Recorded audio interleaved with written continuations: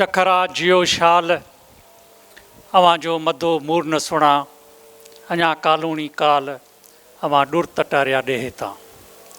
Stage ते वेठल साईं सरदार शाह सूबाई वज़ीर तैलीम, ॿिया मोज़िस अदीबो, दानिश्वरो, उस्तादो, शागिर्दो, अस्सलामु अलैकुम। ऐं सभ खां पहिरियों साईं इसाक समेज साहब खे मुबारक ॾींदुसि त अॼु हिन ही आलीशान तक़रीब जो इंतज़ाम कयो आहे, जेका 5 मुख़्तलिफ़ रुखनि खां मुनक़द कई वई आहे। पहिरीं जॾहिं असीं वेठा हुआसीं त असां सम्झो त हीउ रुॻो अवॉर्डनि जी तक़रीब आहे। जॾहिं हिन पंडाल में पहुतासीं त पोइ ख़बर पई त हिन पंडाल जो बि इफ़्तिताह आहे ऐं अल्फ़ाबेट जे अजाइब घर जो बि इफ़्तिताह आहे। जॾहिं अॻिते सफ़र हलियो त ख़बर पई त सिंधीका जो बि जेको आहे महूरत आहे। वरी जॾहिं अॻिते हलियासीं त ख़बर पई त साईं इसाक समेज जी 3 साला कारकर्दगी जो बि अॼु जेको आहे सो मकातो आहे।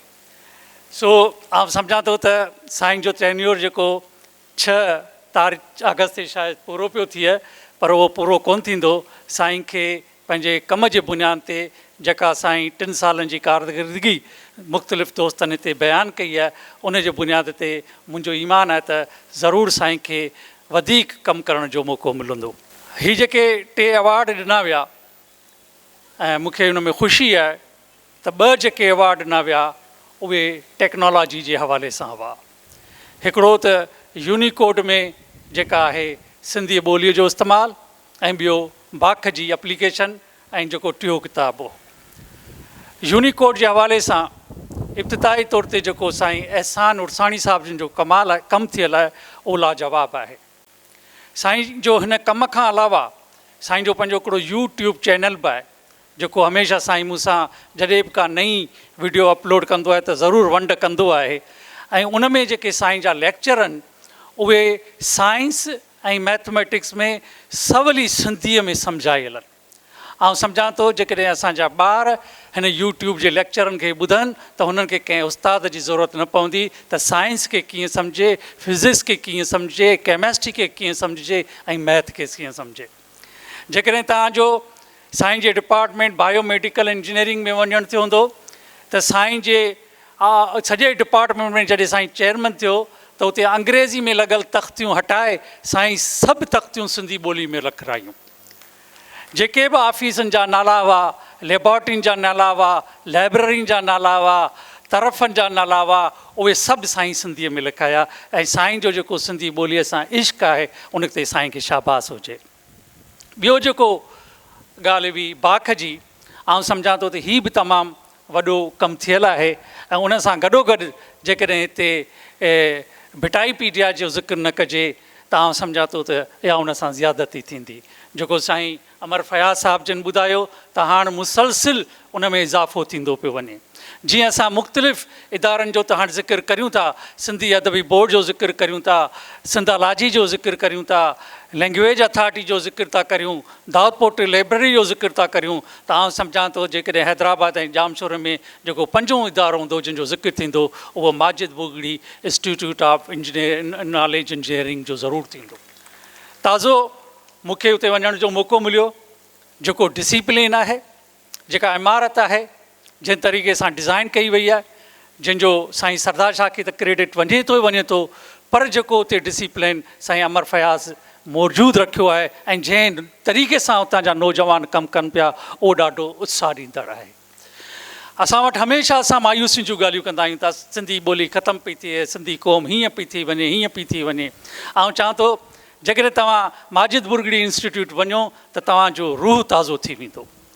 जेके हुननि जा कम आहिनि ॿोलीअ जे हवाले सां ऐं उन में टेक्नोलॉजी जो जेको इस्तेमालु आहे, तव्हांजो जेको आहे सो ज़मीर जागी पवंदो। छाकाणि जो असां मुख़्तलिफ़ वक़्तनि ते इहा तनक़ीद कंदा आहियूं त असांजो नौजवान जेको आहे नसिल उहो किताबनि खां दूरि थींदो पियो वञे। ऐं उनजो सख़्तु मुखालफ़ आहियां, न दूरि कोन पियो थिए। तव्हां सुबुह जो सवेर 8 बजे हिन रोड ते अचो, तव्हांखे हज़ारे नौजवान जो कतारूं मिलंदियूं, लाइब्रेरी जो स्पेस घटि थी वेंदो, पर नौजवान ख़तमु नथा थियनि। उहे छा था करणु अचनि? किताब था पढ़णु अचनि। तव्हां सिंध यूनिवर्सिटी जॾहिं पीक में हले थी, उनजो सिस्टम हले थो, तव्हां अचो सिंध यूनिवर्सिटी जी सेंट्रल लाइब्रेरी अलामा काज़ी जी विज़िट करियो, तव्हांखे फर्श ते वेठल ॿार मिलंदा जेके पट में वेठा हूंदा। जॾहिं मूं वाइस चांसलर जी चार्ज वरिती त जेके नौजवान ॿार मूं सां आया, उन्हनि मूंखे सिर्फ़ु 2 मुतालबा कया। साईं, लाइब्रेरी जो टाइम जेको राति जो 7 बजे ताईं आहे, उहो महिरबानी करे वधायो। मूं उनखे वधाए 10 बजे ताईं कयो। ॿियो इहो साईं फलाणे हंधनि ते जेको आहे सो किताबनि जी खोट आहे, उहा फ़ौरन असां उहा किताबनि जी खोट पूरी कई। उनखां पोइ सिंध यूनिवर्सिटीअ जे 20 तारीख़ में 20 सालनि खां पोइ असां वरी बि किताबी मेलो सिंधालाजी ऐं असांजी सेंट्रल लाइब्रेरी जे तरफ़ां मुनक़द कयो वियो। तव्हांखे हैरानी थींदी, इन 3 रोज़ा किताबी मेले में 18 लख रुपयनि जा किताब विकामिया। इहे कंहिं पढ़िया? इहे कंहिं वरिता? इहे हितां जा नौजवान। पर उन सां गॾो गॾु टेक्नोलॉजी जे इस्तेमाल जे करे मोड ऑफ रीडिंग ज़रूरु चेंज थिए पियो, तरीक़ेकार ज़रूरु चेंज थो थिए। मूंखे यादि आहे जॾहिं असीं ठटे में जिते सुबुह जो सवेर बसुनि ते अॼु अख़बारूं लहंदियूं हुयूं, असीं वठणु वेंदा हुआसीं त अख़बारुनि जा हेॾा बंडल अची किरंदा हुआ बसुनि जी छितुनि जे मथां ऐं वेनुनि जे मथां। हाणे जॾहिं ॾिसूं था त हेतिरा बंडल था अचनि। छा अख़बार जो रीडर घटिजी वियो आहे छा? न, पर वेब पेज, मोबाइल एप्लीकेशन ते माण्हू जेके से सचाई जे तरफ़ जेको आहे सो रीडरशिप वञे पई। बुकनि खे माण्हू जेको आहे सो हाणे PDF में था पढ़नि। असांजे सिंध यूनिवर्सिटी जा असांजा 18 रिसर्च जर्नल आहिनि, जेके केतिरा रिसर्च जर्नल हाणे बुक स्टाइल में नथा पब्लिश थियनि, असां सिर्फ़ु ऑनलाइन PDF में था पब्लिश पिया करियूं।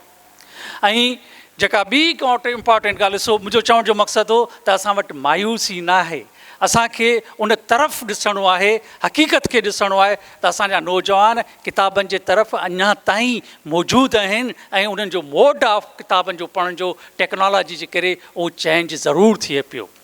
असां वटि अॻु में जेके लेक्चर हुआसीं पेपर प्रिंट्स में ॾींदा हुआसीं। असां वटि सिंध यूनिवर्सिटी में ऑटोमेशन जो आहे, लर्निंग मैनेजमेंट सिस्टम। हर उस्ताद पंहिंजो लेक्चर, अमर फयाज़ तव्हांजे साम्हूं वेठो आहे, इसाक़ समय जो तव्हांजे साम्हूं वेठो आहे, ॿिया उस्ताद वेठा आहिनि। हर उस्ताद खे लाज़मन पंहिंजो लेक्चर उते LMS ते अपलोड करिणो आहे, जेको उस्ताद उतां जो शागिर्दु वञी डाउनलोड कंदो।